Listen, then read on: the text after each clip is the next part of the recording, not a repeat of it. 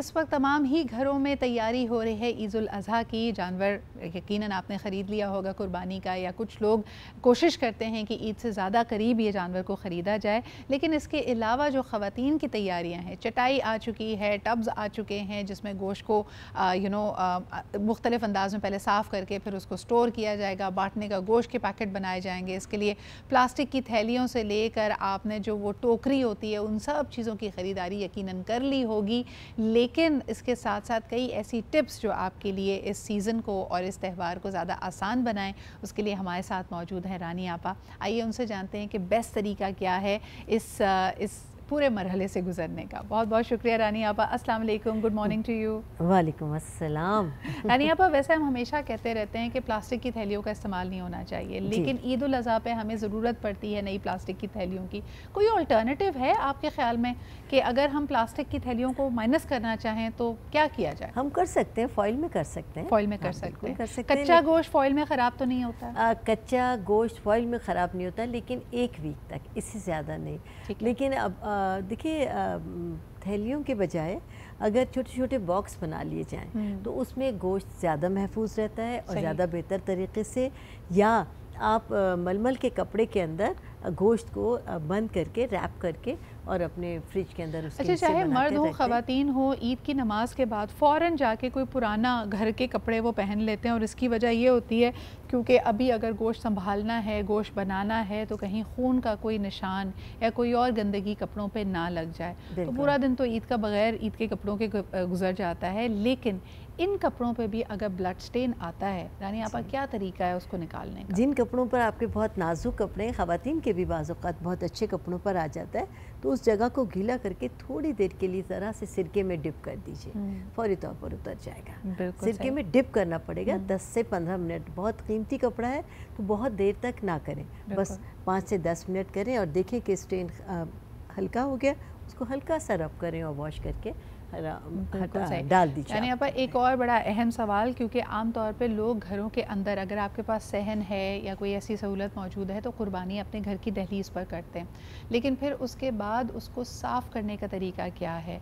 क्योंकि कई दफ़ा देखने में आया कि बहुत सारा पानी बहा दो, सर्फ से धो लो, लेकिन फिर भी एक ताफ़ुन, एक स्मेल आती रहती है। जी जी बिल्कुल, बहुत अच्छा है कि देखिए बहुत अच्छी तरह धो लिया, सब ने धो लिया, लेकिन उसके बाद बेस्ट तरीका ये है कि बिल्कुल अच्छी तरह धोने के बाद, खून को क्लीन करने के बाद, दीवारें धोने के बाद, एक बाल्टी में या टब में पानी लें और उसमें थोड़ा सा डीज़ल डाल दें। डीज़ल को मिक्स करके और उस पानी से दोबारा से धोएं और उसके बाद थोड़ा सा पहले अच्छी तरह धुल गया उससे, और उसके बाद एक जो आपका पोछे का कपड़ा है वो लें, या मॉप है, जिससे भी आप करते हैं, दोबारा से टब में या पानी में पानी डालें, उसमें थोड़ा सा डीज़ल डालकर मॉप को या अपने जो आपका पोछे का कपड़ा है उसको लेकर निचोड़कर और उन तमाम जगहों पर लगा दीजिए। ना सिर्फ ये कि जर्म्स ख़त्म हो जाएंगे, आपके घर की बदबू ख़त्म हो जाएगी और वहाँ पर मक्खियाँ भी नहीं आएंगी। अच्छा, मेरा अगला सवाल यही था। बेशक घर में आने से आप ये डीज़ल का पोछा लगा के या ना चौखट पे आप उसको कर लें, लेकिन इतनी दफ़ा दरवाज़ा खुल बंद हो रहा है और माशाल्लाह क्योंकि हर जगह कुर्बानी हो रही है, कहीं आलाइशें पड़ी हुई हैं, कहीं उसके बाद जो पानी है वो खून आलूद पानी पड़ा हुआ है, तो बहुत भरमार हो जाती है मक्खियों की। घरों में आने से कैसे प्रिवेंट करें, क्या स्प्रे करें, किस तरह उनको दूर रखें? बिल्कुल, आपने बिल्कुल सही कहा कि बकरीद के दिनों में बहुत प्रॉब्लम होती है, हम कितना भी क्लीन कर लें, लेकिन बाहर से आने वाले के सबसे पहले तो अपने घर की जो दहलीज़ है उसको बहुत ज़्यादा साफ़ रखें। अपने गेट के दोनों तरफ पुदीने की गट्ठियाँ आप किसी भी तरह टांग दीजिए, कहीं गेट के ऊपर जगह है वहाँ लगा दीजिए, तो आपके घर आने से मक्खियाँ अवॉइड करेंगी। अच्छा, लोबान और अगरबत्ती के बारे में क्या ख्याल है? मैंने अक्सर सुना है लोगों को, मेरी अम्मी भी ये टोटका ज़रूर इस्तेमाल करती है कि जो घर के एंट्री पॉइंट्स हैं, जहाँ आपका वो नेटिंग वाला डोर लगा होता है, वहाँ 2 अगरबत्तियाँ, एक तो खुशबू भी अच्छी आती रहती है, मैंने देखा है मक्खियाँ कम आती हैं अंदर। मक्खियाँ कम आती हैं और लोबान तो बेहतरीन इंसेक्ट किलर है। मैं आपको बताऊं कि हमारे घरों में लोबान की धुनी देना वैसे भी बहुत अच्छा है। जो इंटरनली घर में जर्म्स हो गए हैं, जो ऐसी ख़राब चीज़ें हो गई हैं, वो खुद ब खुद चली जाती हैं। और मेन आपका गैरेज, जो आपके एंट्रेंस है वो गैरेज के ज़रिए होती है, तो वहाँ पर अगर लोबान की इसके बाद, कुर्बानी के बाद आपने ये पूरी सफाई कर ली और उसके बाद थोड़ी सी लोबान की, आजकल तो बहुत ही आसान हो गया है लोबान की धुनी देना भी। हाँ, बिल्कुल सही।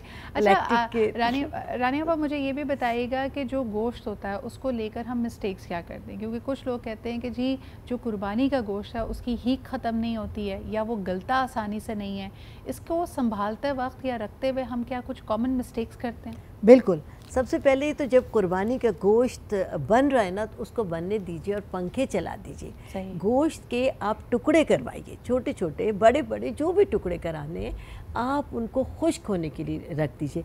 कभी ये गलती ना करें कि गीले टुकड़ों को ही वो कट के आ रहा है और आप पैक करती जा रही हैं और बांटती जा रही हैं, ख़राब हो जाएगा, बदबू दे देगा।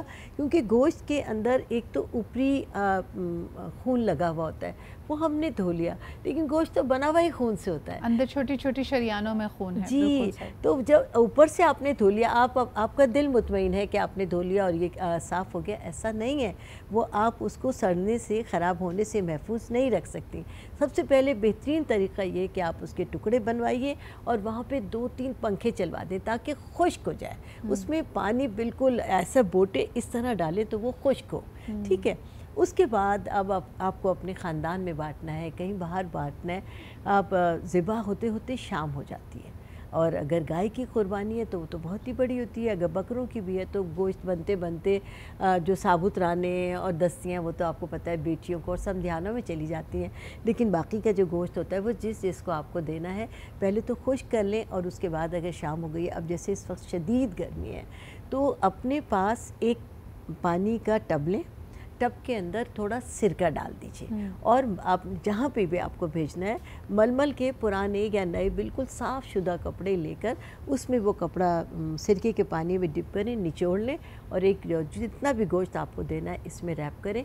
और फिर चाहे आप पॉलीथीन में रखें या कहीं भी, तो बेफिक्र होकर गोश्त बदबू भी नहीं छोड़ेगा, ख़राब भी नहीं होगा, और जो खुश्क गोश्त है वो गलने में भी आसानी के साथ गल जाएगा। पकाने में हम क्या गलती करते हैं? जैसे आपने तो ये कहा कि गोश्त को ठंडा हो लेने दीजिए, क्योंकि जब वो फौरी तौर पे कट के आता है यकीनन क्योंकि हरारत है खून के अंदर भी और अभी तक उसके अंदर जो एक्सेस वाटर है वो नहीं निकला, अगर आप इसी हालत में उसको फ्रीज़ करेंगे या बांटने की कोशिश करेंगे या पकाने की कोशिश करेंगे तो उसकी हीक नहीं जाएगी।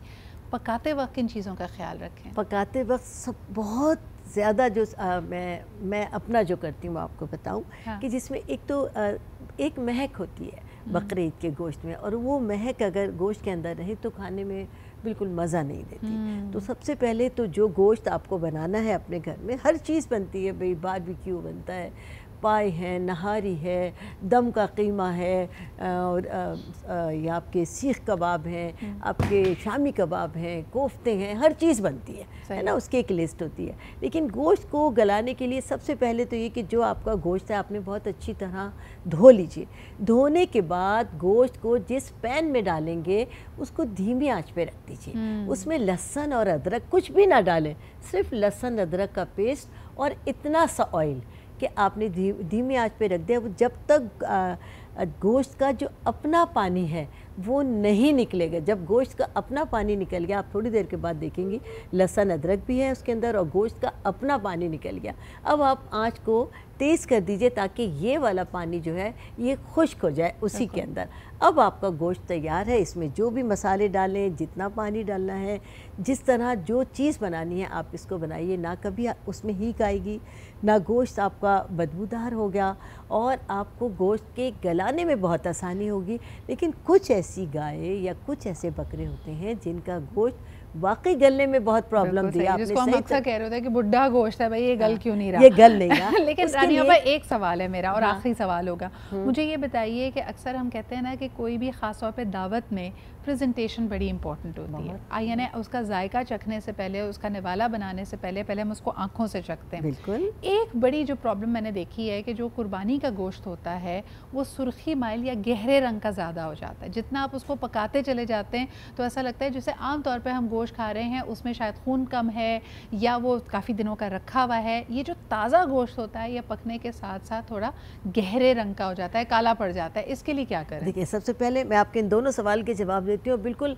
आपने सही कहा कि बाद में उस पर रग़बत भी नहीं आती कि हम खा लें। जी, तो उसके लिए सबसे पहले तो जो तमाम आपके बोटियाँ हैं जिनको प्रॉब्लम होती है कि गोश्त और जो बीफ है वो देर से ही गलता है, कच्चा पपीता पहले से अपने पास पीस कर आप रख लीजिए। ऐसे तमाम गोश्त पर आधे घंटे के लिए थोड़ा सा कच्चा पपीता लेकर ग्लव्स पहनकर अपने गोश्त पर आप लगा के रख दीजिए आधे घंटे के लिए। उसके बाद वो उसके अंदर ही जज्ब हो जाएगा और आपका जो गोश्त है वो गलने में आसान हो जाएगा। कुछ भी आप बनाएं, कबाब बनाएं, कीमा बनाएं, नहारी बनाएं, पाए बनाएं, इसका जो जायका है वो कोई जायका नहीं होगा, आपका गोश्त जल्दी गल जाएगा।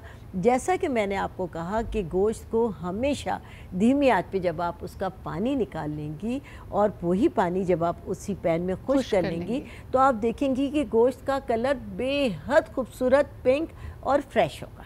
जब आप गोश्त चढ़ा देते, मसाला भुना, गोश्त डाला, पानी डाल दिया, हाँ। ये गलत तरीका है, आम दिनों में भी बिल्कुल गलत तरीका है और ऐसे घरों का सालन कभी अच्छा नहीं बनता। अच्छा, जो फ्रीज हुआ हुआ गोश्त है उसको भी पहले थॉ करें, पहले उसके बाद? जी हाँ। बिल्कुल आप धोइए, बहुत अच्छी तरह धोए और कुर्बानी के गोश्त को धोने से अवॉइड करें। पहले आप पैक कर दें, जब आप उसको इस्तेमाल कर रहे हैं उस वक्त धोइए, क्योंकि जिस कुर्बानी के गोश्त को आप धो लेंगी उसमें पानी भर जाएगा और पानी भरने के बाद वो फ्रीज़र में भी 2-3 दिन के अंदर इस काबिल होगा कि पक्का पैकेट बने। जितना पानी है वो यकीनन फिर फ्रीज़र में जब आप डालेंगे तो वो जम भी जाएगा। बहुत बहुत शुक्रिया। और लाइटें जाती हैं वो मेल्ट होना शुरू हो जाएगा। आपके लिए बहुत ज़्यादा हमेशा खुश्क रखें और इस्तेमाल करने का तरीका ये, कच्चा पपीता लगा दें, सिरका डाल दीजिए, कोई भी चीज़, ये 2 चीज़ें ऐसी हैं जो आपके गोश्त को गला दें। ज़बरदस्त, थैंक यू सो मच रानी आपा, ज़बरदस्त टिप्स हैं जी। कई दफ़ा आपको ये भी लगेगा कि अगर आपके पास सिरका नहीं है आप दही का इस्तेमाल भी कर सकते हैं, हल्का सा दही भी गोश्त को लगाकर फिर उसके बाद उसको धोया जा सकता है। I hope that you find all these tips to be useful.